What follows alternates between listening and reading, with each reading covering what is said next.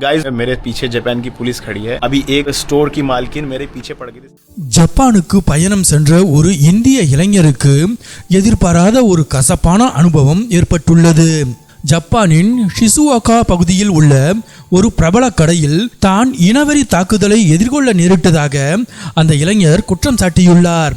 இந்த சம்பவத்தை அவர் தனது சமூக வலைதள பக்கத்தில் வீடியோவாக பகிர அது தற்போது இணையத்தில் பரவலாக பேசப்பட்டு ஜப்பானில் இருக்கும் பாகுபாடு மற்றும் அதற்கு எதிர்வினையாற்றிய ஜப்பானிய காவல்துறையின் நடவடிக்கை குறித்து பெரிய விவாதத்தை உருவாக்கியுள்ளது.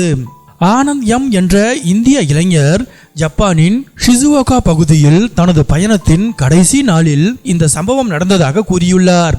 சம்பவம் தொடர்பாக தனது சமூக வலைதள பக்கத்தில் ஆனந்த் போட்டுள்ள பதிவில், ஜப்பான் காவல்துறைக்கு நன்றி.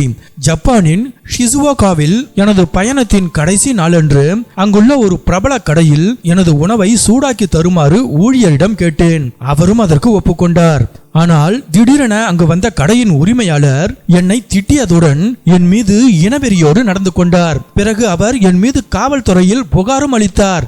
ஆனால் எதுவும் எனக்கு எதிராக மாறவில்லை. சம்பவ இடத்திற்கு வந்த காவல்துறையினர் இருதரப்பு நியாயங்களையும் கேட்டு சூழ்நிலையை ஆராய்ந்து என் மீது எந்த தவறும் இல்லை என்பதை உணர்ந்த அவர்கள் இனவெறியை எதிர்கொண்ட என்னிடம் மன்னிப்பு கேட்டதோடு என்னை மரியாதையுடன் அனுப்பி வைத்தனர்.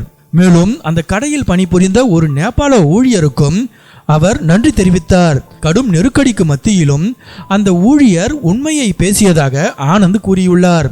இருப்பினும் இந்த சம்பவத்திற்கு பிறகு அந்த நேபாள ஊழியர் தனது வேலையை இழந்திருக்கலாம் என்றும் ஆனந்த் குறிப்பிட்டுள்ளார். இந்த வீடியோ சமூக ஊடகங்களில் பெரும் கவனத்தை பெற்றுள்ளது. பல பயனர்கள் ஜப்பான் காவல்துறையின் ப்ரொஃபஷனல் அணுகுமுறையை பாராட்டியுள்ளனர்.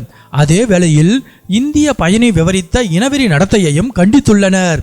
மேலும் ஆனந்திற்கு ஆதரவாக உண்மையை பேசிய நேபாள ஊழியருக்கு எந்த பாதிப்பும் ஏற்பட்டிருக்க கூடாது என்று பலரும் கவலை தெரிவித்துள்ளனர்.